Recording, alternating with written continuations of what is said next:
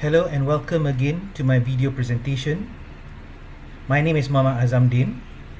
Today, we're going to discuss about the economy of maritime transportation. I hope this video will give you much more knowledge about the economy of maritime transportations. According to Martin Stoffert, 2009, shipping is a fascinating business. Ever since the first cargoes were moved by the sea more than 5,000 years ago, shipping industry has been the forefront of the global economics. So, what is shipping? What is a maritime transport? Why is it important to understand the role of maritime transport? The answer is, a maritime transport is also known as ocean vessel. Spalding in 2010 described ocean vessel as a method to transport or to carry cargoes and people on a vessel that sails over a surface of water. The maritime transport is a very important, not just a medium of transport, but also is facilitate economic growth. First of all, the importance of maritime transport is that it supports international business and globalization. As the advancement of internet technology, it is enabled people to communicate all around the world. The internet has affected the increase of global trade. For example, a person from Amsterdam is now available to purchase any product or product from China through the advancement of communication technologies such as the internet. Payment also could be made through online banking between one bank to another, and this reduces the waiting time. However, the transportation mode from the Far East to Europe still rely on maritime transport. Ocean vessel is the best medium to move cargoes from China to Amsterdam at a lower cost. The second importance of maritime transport is that it connected regions. Ocean vessel has played an important part in economic and business activities. Ever since Admiral Zhang He, with the consent from Ming's Emperor Zhu Di from China, started its maritime voyage expedition in the 15th centuries, China has able to trade with other regions such as Africa, Arabian Peninsula, the Indian continent, and also the Southeast Asia region. This has shown that maritime transport has been a favorable mode of transportation to move people from one continent to another. Such situation is much favorable before World War I and World War II. After the end of World War II, air transportation has been the chosen mode of transportation by people. Air transportation has been chosen because it is faster to move people from one region to another. However, ocean transportation is still the best choice, especially to move cargoes between one continent to another. The third importance of maritime transport is that maritime transport facilitates economic growth. Ocean vessels play an important part in global economy. At every stage of economic development, ocean transport has distinctly played its part. Shipping has become an integral part of globalization process. People now started to choose maritime transport as they found it is much more cheaper compared to other modes of transportation. In the early centuries, the trade relied on land transportation approach, as merchants rely on camel and mules to transport their cargoes from one destination to another. Such approach of land transport has been considered as time consuming, wastes a lot of energies, and also it is consume higher costs. However, when the ocean vessel come to use for trade, people found that they could transport more cargoes compared to land transport at a lower cost. This has made ocean vessel a preferable choice of transportation mode. The move of cargoes reduces the cost of transportation per products.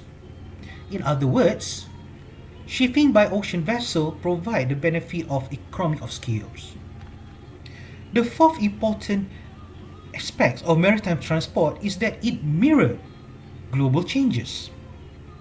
The Industrial Revolution that started in the 8th century ago has affected changes in ship design, shipbuilding, and also global communication.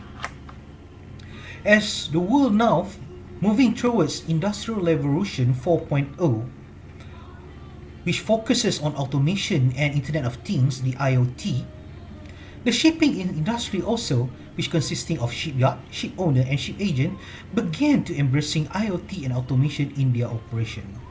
This could be seen whereby a lot of containerized vessels are embedded such technology in their operational activities. Also, the first industrial revolution has impacted not just the ship design, but also it has paved new route for ocean vessels to sail. It can be seen that through industrial revolution, ocean vessels transformed from wooden-based vessel that's rely on wind towards to become a metal hull vessel which focuses on engine and propellers. Also, do not forget, through industrial revolution, the Suez Canal and Panama Canal has been developed. The development of Suez Canal as well as the Panama Canal has shortened the sailing time between one region to another. Such evolution has made possible for ship owner to provide regular service for their vessel to meet the demand of cargo movement. In context of maritime transport, the market of hiring an ocean vessel to transport cargo is considered as a perfect competition market. The term perfect meaning total or complete, which shown there is a total competition among shipping companies to sell their services.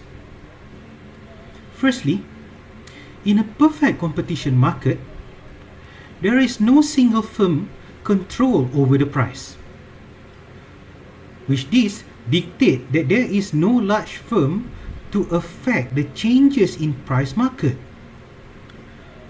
Reflecting the maritime transport industry, there are many shipping firms or ship owners providing such the same services such as liner service or trampers. Any of these shipping companies increases the price will resulted their consumers or the cargo owners will be favoring the competitors. Companies such as Maersk, APL, and OOCL provide liner service to transport cargoes with their containerized vessel. Thus, if you have to transport cargoes in a containerized form from Malaysia to Saudi Arabia, there are few service providers available in the market, such as Maersk, Hapag-Lloyd, and One Shipping, available to provide such services. Secondly, in a perfect competition market, the product produced among the firms are exactly the same. The output from each producers could not be distinguished with one and another. This shows that the product produced are homogeneous. When we look at the liner services, the liner service provide a delivery of container either on board of one container vessel or another container vessel does not make any difference. A cargo owner could choose any liner services available to transport their cargo, inside a container of course, from one port to another by choosing any liner services. Thirdly, in the condition of a perfect competition market, there is no barrier to enter such market. In other words, it is easy to enter market as long as you have an ocean vessel. In context of ocean transportation, ship owner could be stay or exit the market easily. Some ship owner will sell their stakeholding to another investor, or even sell their entire business to their competitors, as these ship owners want to retire from the market. A good example in Malaysia is the Malaysian International Shipping Company, or MISC. MISC used to be one of the important shipping liner services that provide containerized service. However, due to economic downturn in the year 2011, the company decided to close their containerized liner service. Most of their containerized vessel has been sold at secondary market to another ship owner. In other words, MISC is exiting the containerized market.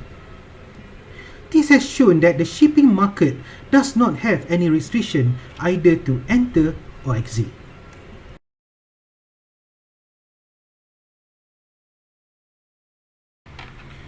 Well, that's conclude my presentation regarding the economics of maritime transportation. I hope you have gained some knowledge regarding the maritime transportations, the ocean vessels, and its economic benefits to global trade. I'm looking forward to meet with you again in my next video presentation. Thank you, goodbye, and good speed.